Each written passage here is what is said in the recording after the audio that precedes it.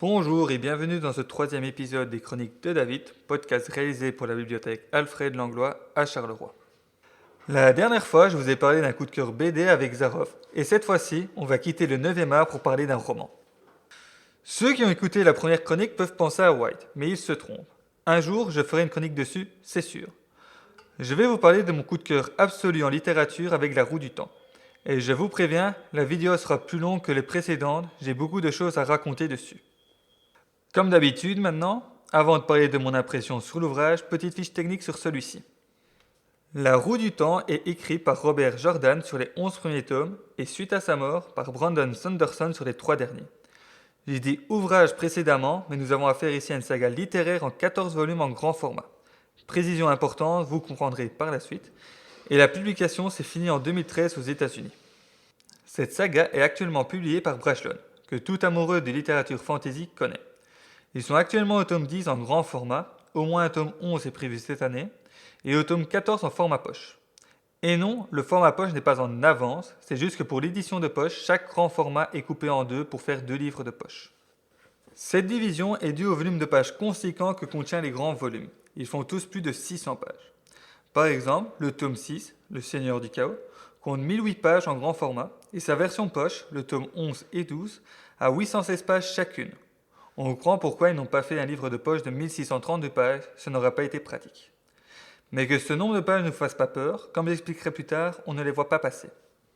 Mais alors que la série est finie en 2013 aux États-Unis, comment expliquer que nous en sommes que là dans la version française? Cela est dû en partie à la publication chaotique qu'a connue La Roue du Temps en français. Car La Roue du Temps a commencé à être publiée en 1995 chez l'éditeur Rivage dans sa collection Fantasy.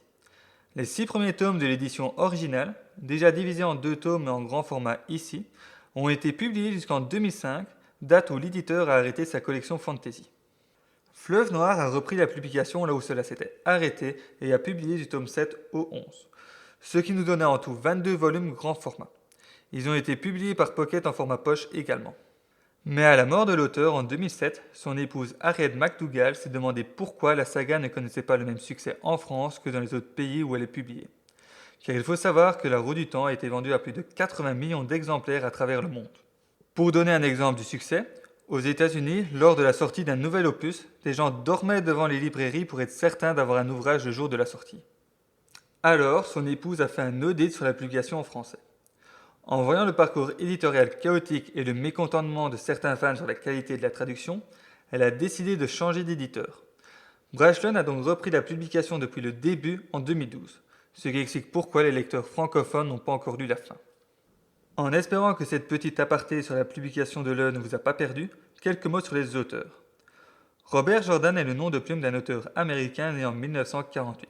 Son vrai nom est James Oliver Whitney Jr. Pour certains, ce nom évoque également le personnage principal du livre Pour qui sonne le glas d'Ernest Hemingway, mais son inspiration ne vient pas de là. Atteint d'une maladie orpheline rare, l'amylose, il nous a quittés en 2007. Il est principalement connu pour son œuvre La Roue du Temps, mais il a également écrit des ouvrages sur Conan ainsi que des romans historiques signés sous le pseudonyme Regan O'Neill et des westerns signés Jackson O'Reilly. Vous avez également pu découvrir en bibliothèque un de ses romans indépendants, Le guerrier des Altaïs, publié à titre posthume. Brandon Sanderson est un auteur américain de fantasy né en 1975. Comme annoncé plus tôt, il reprend l'écriture de romans à la suite du décès de l'auteur, car il avait laissé assez de notes pour qu'on puisse terminer l'histoire. Initialement prévu en un tome, Brandon a annoncé qu'il lui faudrait 800 000 mots pour finir l'histoire après avoir lu les notes, d'où le fait qu'il a eu 3 tomes en plus. Auteur déjà d'une vingtaine d'ouvrages, il a écrit notamment le cycle Fils des Brumes, c'est ce cycle qui a poussé l'épouse de Robert à lui donner la fin de la saga, mais aussi le cycle Les Archives de Rochard, la série Alcatraz ou encore le cycle Elantris. Parlons enfin de l'histoire. Je vais essentiellement parler du tome 1 ici, mais pour raconter mon amour de la saga, certains éléments des tomes ultérieurs seront dévoilés, mais pas de panique, ce ne sera pas de grandes révélations qui gâcheront les surprises durant votre lecture. La Roue du Temps évolue dans un univers fantasy riche en histoire avec un grand H. Ces événements historiques auront un impact à un moment ou l'autre du récit. On va s'adresser à résumer l'événement déclencheur de l'histoire dont on peut en voir une des conséquences dans le prologue. Durant l'ère des légendes, suite à une expérience avec le pouvoir unique, ce qu'on appellera la magie de ce monde, le ténébreux fut libéré et entraîna le chaos avec l'aide de ses généraux et de créatures monstrueuses. Le monde entier fut en guerre, et alors qu'il n'y avait plus d'espoir, Lewinsterin Talamon, appelé le dragon, accompagné de 113 Aes Sedai masculins, les Aes Sedai sont ce qu'on appellera les magiciens, pour reprendre des termes classiques de la fantasy, ont réussi à emprisonner le Ténébreux et ses généraux dans le Shayol Ghul. Juste avant d'être enfermé, le Ténébreux contamina la partie masculine du pouvoir unique, ce qu'on appellera par la suite la souillure, ce qui entraîna la folie pour tous les hommes pouvant canaliser le pouvoir unique. De cette folie engendra la destruction du monde, où des montagnes furent rasées, des océans asséchés, un nombre incalculable de décès, et cela prit fin par la mort du dernier homme, Aes Sedai. Depuis, de nombreuses années passèrent, et le souvenir devint légende. La légende devint mythe, et le mythe fut presque oublié. Presque.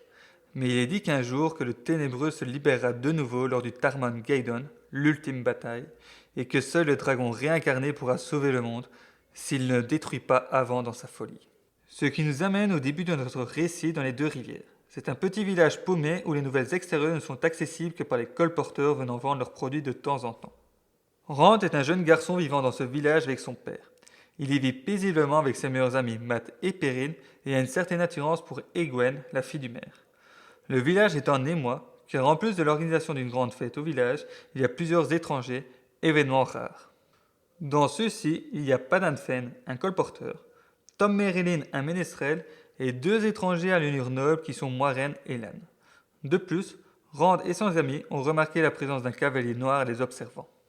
Cette excitation est de courte durée, car la nuit suivante, le village est attaqué par une horde de Trollocs, créatures qu'ils pensaient imaginaires. Les Trollocs sont des créatures du Ténébreux, et lors de l'attaque, ils semblaient viser particulièrement les 3 jeunes garçons. Ils ne doivent leur salut qu'à Moiraine et Lan, respectivement Aes Sedai et son liege, son protecteur en quelque sorte. Pour la sécurité du village, ils se doivent de fuir et sont accompagnés par Egwene et Tom. Leur destination est Tar-Valon, ville des Aes Sedai, où ils seront normalement en sécurité. Mais leur périple ne sera pas de tout repos et ils se trouveront séparés. Et c'est ainsi que commence l'aventure. Nous avons affaire à un récit de type manichéen de bien contre le mal, et oui, ça ressemble au Seigneur des Anneaux au début. Alors il me semble même que l'auteur le citait comme source d'inspiration. Les 2 rivières pouvant s'apparenter à la comté, et nous avons un groupe de jeunes gens livrés à eux-mêmes sans raison apparente contre les forces du mal avec l'aide d'un magicien. Mais si vous vous attendez à un pastiche du Seigneur des Anneaux, vous serez déçus. Mais avant de parler des points qui m'ont fait adorer cette saga, je vais soulever le point qui fâche généralement pour ceux n'ayant pas accroché. Robert Jordan, en commençant son œuvre, avait déjà une idée de l'ampleur de son récit et du nombre de tomes qu'il aurait besoin pour le raconter. De ce fait, il prend son temps pour faire avancer son récit, ce qui fait qu'on a un rythme différent d'autres récits du genre. Vous aurez donc droit à énormément de descriptions très détaillées des villes, des personnages, du paysage, des coiffures et j'en passe, mais également des états d'âme des protagonistes. Cela peut en rébuter, mais personnellement je n'ai pas vu le temps passer, ça donnait une immersion totale dans leur récit. On a l'impression de vivre l'histoire à travers nos propres yeux. Faut vraiment voir ce premier tome comme une grosse introduction à l'univers. Attention, il se passe quand même énormément de choses dans ce tome. C'est la première pierre d'un édifice. Et quel édifice complexe et richement construit. C'est là qu'est la force du récit. Je disais manichéen dans son combat entre le bien et le mal, mais ce combat est plus complexe, intense que cela puisse paraître au premier abord. Le camp des bons et méchants n'est pas clairement défini, chaque camp ayant des factions qui s'affrontent en leur sein. On pense notamment aux Aes Sedai et leurs différentes ajas, ou encore les luttes internes chez les Blancs Manteaux. Même à l'intérieur de ces petites factions, on trouve également des luttes. Les nations ne sont guères unies et font la guerre entre elles, ou même des guerres en leur sein. À partir du tome 3-4, les enjeux politiques deviennent considérables et prennent une part importante du récit, gonflant ainsi la quête initiale de nos protagonistes. De ce fait, nous n'avons pas toutes les forces du bien qui s'unissent en cœur contre les forces du mal. Certaines factions ne se guèrent au courant ou préoccupées par l'existence de cette force du mal. Cette union est amenée par la force. Robert Jordan a construit plus de 3000 ans d'histoire à travers sa saga. Histoires détaillées qui ont leur importance dans le récit et qui justifient certains comportements de nations, protagonistes ou autres. Nous avons un univers comptant des dizaines de nations factions, une centaine de personnages principaux secondaires, des milliers si on compte les tertiaires, et il arrive à faire en sorte que le tout soit cohérent, brillamment construit. Dès le premier tome, des éléments sont déjà distillés qui prendront leur importance, leur sens que 12 tomes plus loin, ce qui donne un réel plaisir à chaque relecture car on découvre des détails qui avaient l'air anodins au premier abord. Cette cohérence et cet univers est propre à cette saga. Car oui, on parle de ressemblance avec le Seigneur des Anneaux, mais point d'elfes, d'orques et de nains ici. L'auteur a créé son propre bestiaire et univers. C'est vraiment ça qui m'a fait adorer cette saga. En parlant des personnages, la construction mais surtout l'évolution de ceux-ci est une autre réussite de la saga. Le rendre insouciant du début fait place à un personnage tiraillé, triste et sombre. Et Gwen, présentée simplement comme un ressort romantique, devient une des femmes les plus fortes et charismatiques de la saga. Chaque personnage construit a une évolution nette par rapport aux événements qu'il vit. On rit avec eux, on pleure avec eux et on grandit avec eux. Et pour revenir à la construction brillante du récit, on le voit également avec certains personnages qui passent d'anecdotiques à importants au fil du récit. Par contre, du fait de la multitude de personnages, il y a certains passages de l'ouvrage qu'on peut moins apprécier suivant l'affinité qu'on a par rapport au narrateur du moment. Par exemple, personnellement, les passages dont aussi l'histoire du point de vue de Faye ne sont pas mes préférés. Les femmes ont une place importante dans le récit. Nous avons un florilège de personnages féminins forts et intéressants, et c'est même un système proche du matriarcat qui gouverne ce monde. Déjà, seules les femmes sont capables d'utiliser la magie, les hommes étant corrompus par celle-ci. La nation Kemlin est dirigée par une reine, seule nation qui est décrite comme sûre et en paix. Même jusqu'au village des Deux Rivières où un conseil des femmes tient officieusement les rênes du bon fonctionnement de celui-ci. Cela entraîne parfois une certaine stéréotypation dans les échanges entre les hommes et les femmes qui peut s'avérer gênante suivant le ressenti de chacun. Cela est dû pour moi au fait que l'auteur a l'air de suggérer que les hommes auraient énormément de mal de vivre un matriarcat malgré que cela dure depuis 3000 ans dans leur univers. Je pourrais encore parler des heures sur ce que j'aime dans cet univers. Je vous invite à venir m'en parler si le sujet vous intéresse ou si vous êtes également un fan. Je signale juste que les termes employés sont ceux de l'ancienne traduction, avant la reprise de Brajlon, car j'ai commencé et adoré la série à cette époque.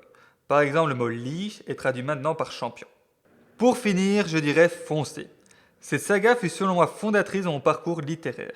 Elle m'a fait adorer le genre fantasy que j'ai lu encore malgré ma passion comics actuelle. Il est vrai que la série est longue et que le style de l'auteur peut en rebuter certains. Mais ce serait passé à côté d'une des meilleures, si pas la meilleure saga fantasy qui existe. De plus, Amazon est en train de réaliser une série sur l'œuvre, de quoi peut-être vous donner envie. C'est ainsi que se termine cette troisième chronique de David, en espérant que celle-ci vous a plu. On se revoit pour une prochaine chronique. En attendant, préparez-vous pour le Tarmangeddon.